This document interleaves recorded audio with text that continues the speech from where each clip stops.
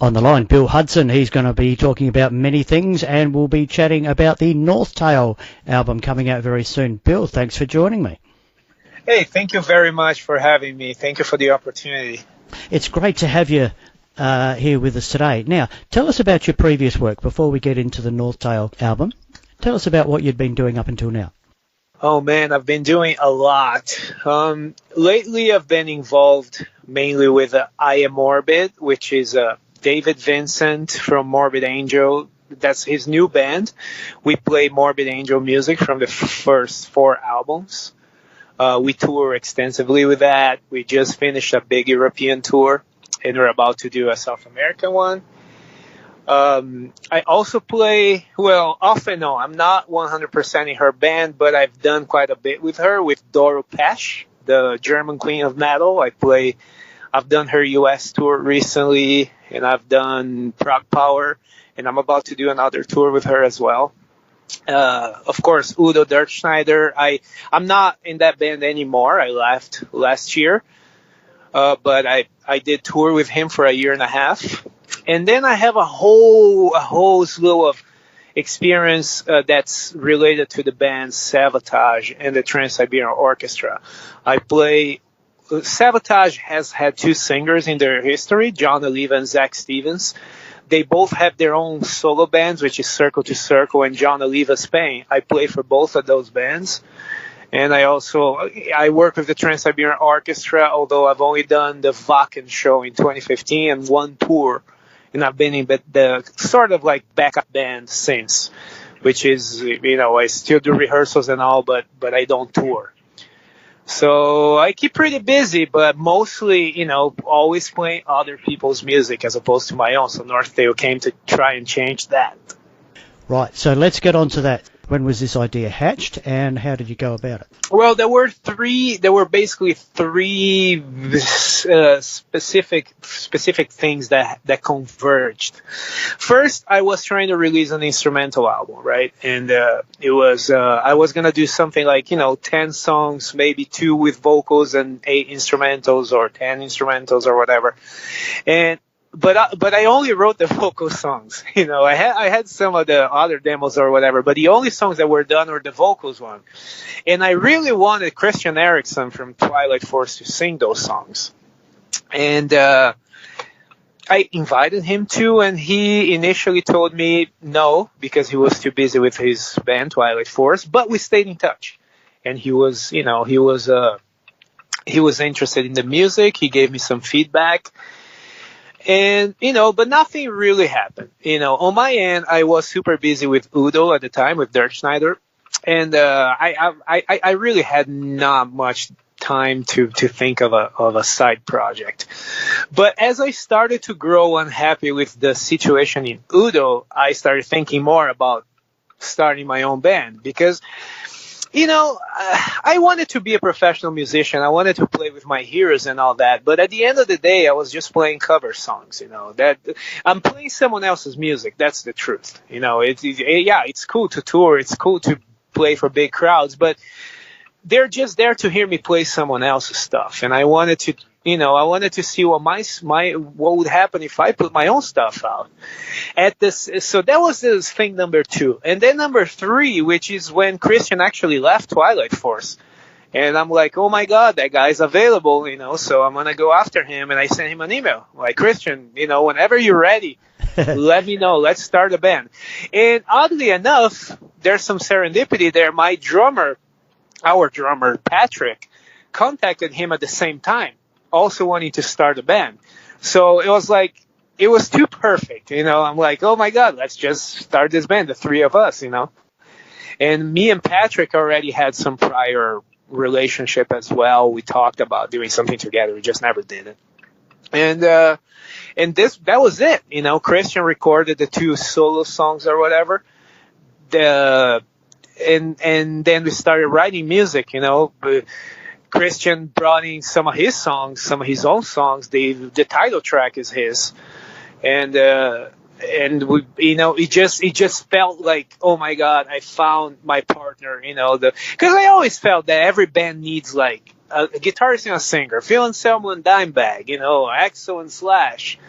It's it's a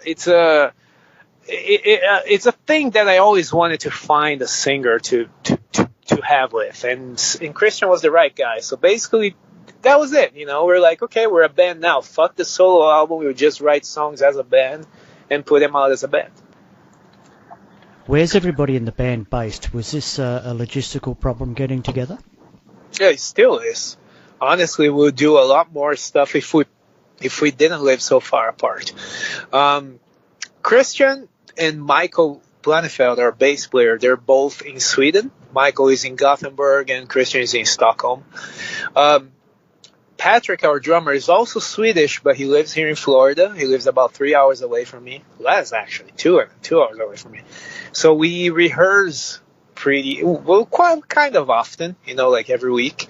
So that adds to the organic side of the thing. It's not all done online. Me and the drummer jam, And then our keyboard player, Jimmy Pitts, even though he's here in America, that's the one that lives in the hardest place to reach. He lives in like Springfield, Missouri or something, like deep in the Midwest.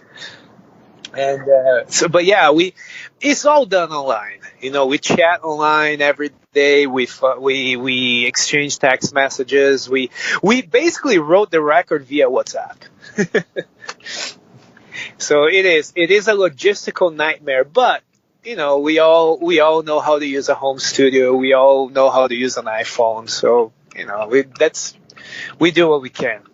Was the album recorded together as a band, or were you, like you were hinting at, swapping ideas over the internet?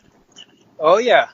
No, it wasn't recorded as a band. I mean, again, me and the drummer, I went and I basically directed him, and I did my guitars here in Florida as well.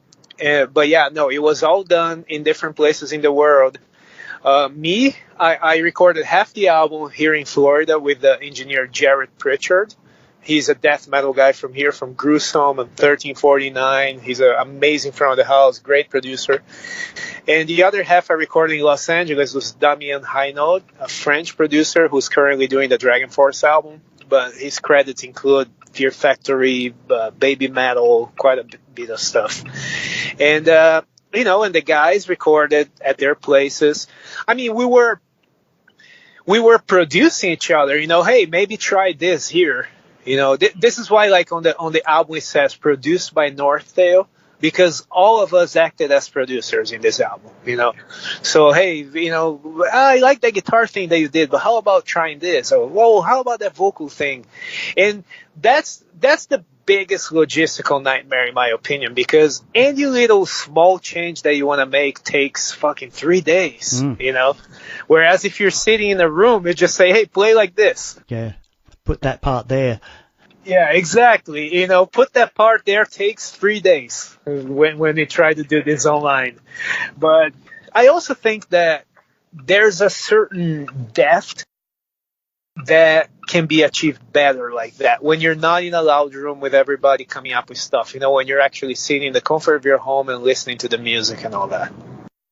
Okay, so when did the label come on board? Yeah, the label came.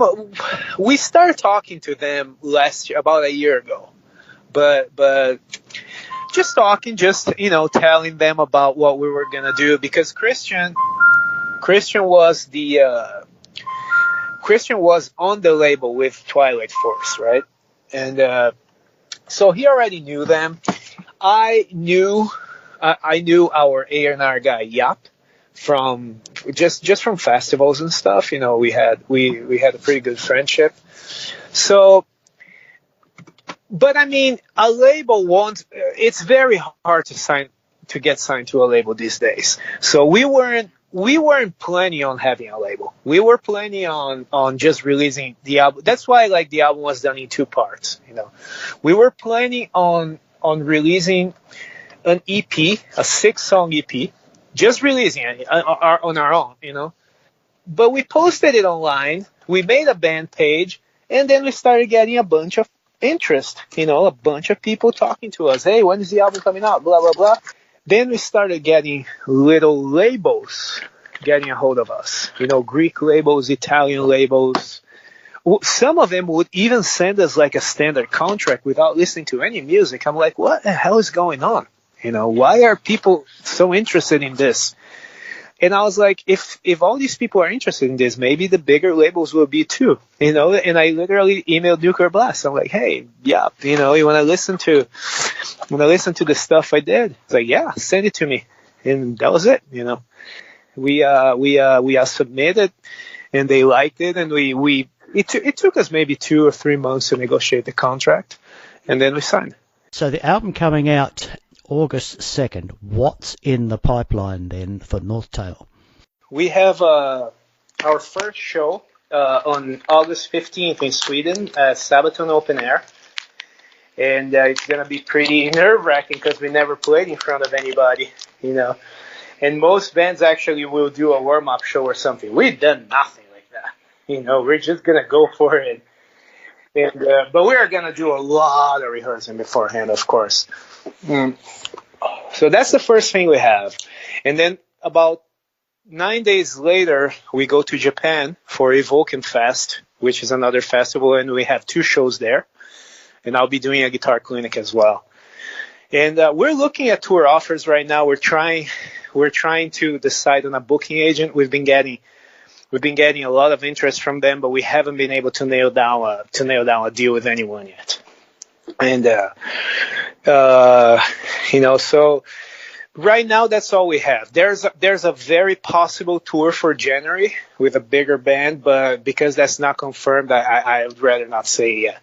But that's what we got. Bill from NorthTale, thanks so much for talking to me today. Best of luck with the new album, Welcome to Paradise, out August 2nd.